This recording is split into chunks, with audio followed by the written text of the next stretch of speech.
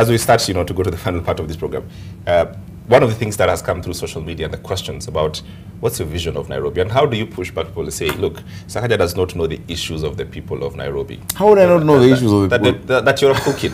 How do you answer that? I was born, let me tell you, of all of us here, I can walk to where I was born. I was born right here in Ngara, and I've been raised in Ngara.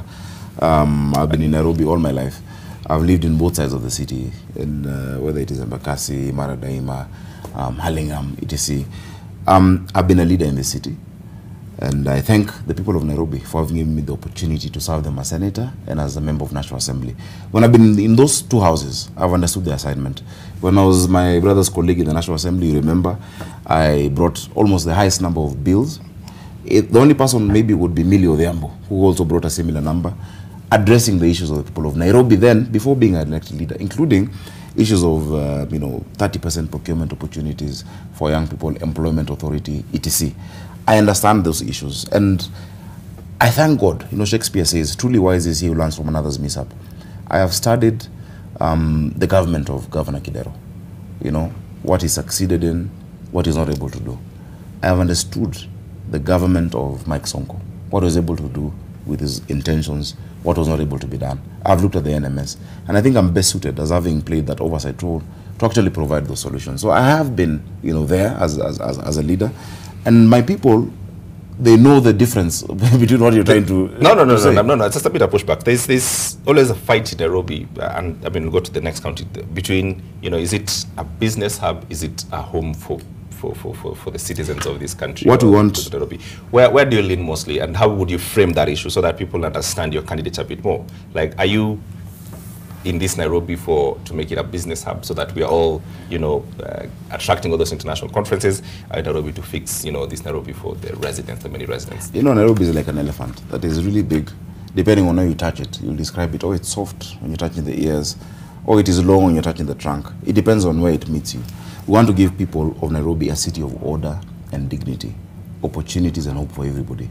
And by doing that, number one, we're talking about owning this city. What is the vibe around who Nairobi is?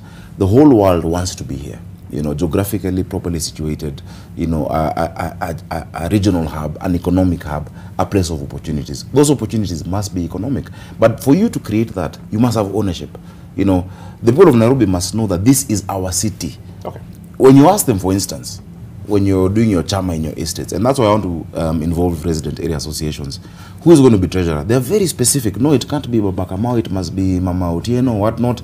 And it's just 20,000. But for 40 billion, when you ask people, where do you stay in Nairobi? You say, oh, I live in Kireleshwa, or I live in Jericho, or I live in Kiamaiko. It's very few who say, I am from Umoja. So you must first own it. It's not transitory. The many of us who just know Nairobi, it's our, it's our Ushago, it is our rural place, it's our current place. So you must first have identity.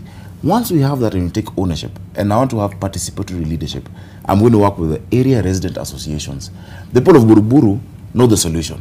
The people of Karen know what they want to do. The people of, whether it is Waroku, whether it is Kangemi. And so unless you involve them, there's no magician who will come with a magic wand and say, I'm going to solve all the problems of Nairobi. Okay. We must work with the people of Nairobi. We must scale down devolution and have 5 boroughs. We're going to divide it into 5 boroughs. Nairobi North, East, West, South, and Central. The person in charge of garbage in Langata cannot be the same person dealing with garbage in Kayole. It cannot be.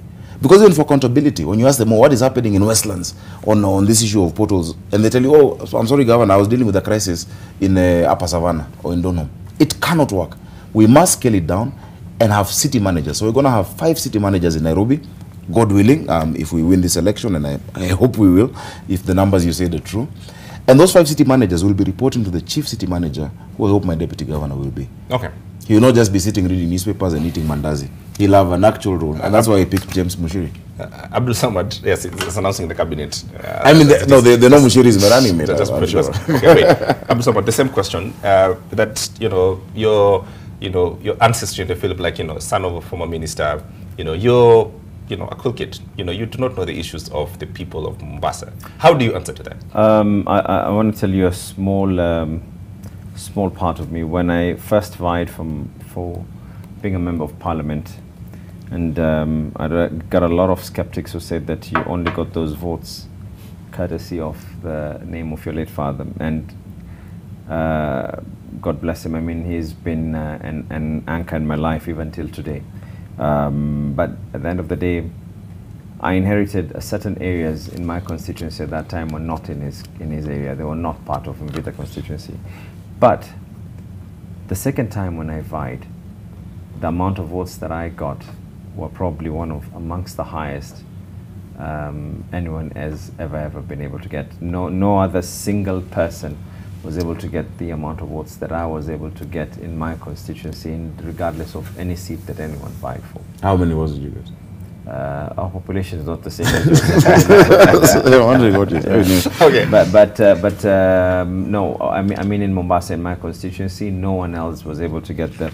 But then, secondly, I don't want to spend the amount of time that we have here just to talk about my life and how I was brought up.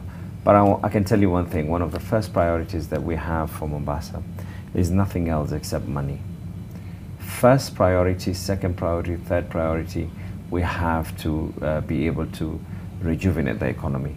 Looking at the special economic zones, the Dongo Kundu, we have to be on the front line to say that what is at stake for the people of Mombasa, the industries that are going to come up. We've got another SEZ that we want Mombasa to be the one to spearhead in Meritin, the Mombasa Industrial Park. One of the first things that we want to do as well is we're putting up ease of doing business desk. That is actually, when I said desk, I mean like a whole department that is going to be reporting to the governor's office.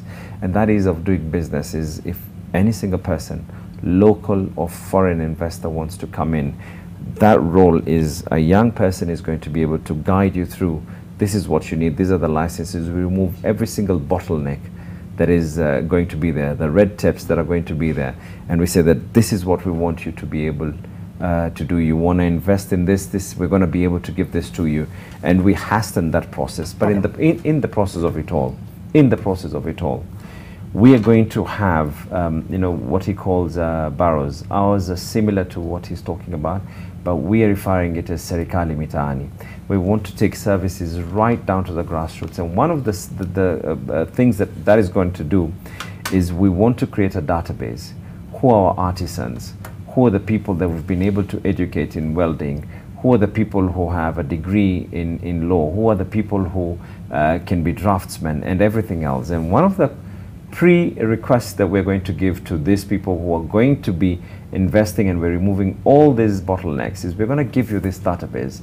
We're going to give you access to our database online and tell you, we want you to hire our own.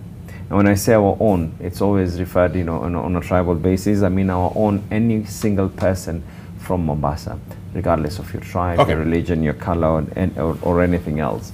And one of the other things, I mean, I've been going around, it's a cry, it's a hue and cry. And I can understand where the people are coming from, considering the economic situation of Mombasa right now, whether we like it or not.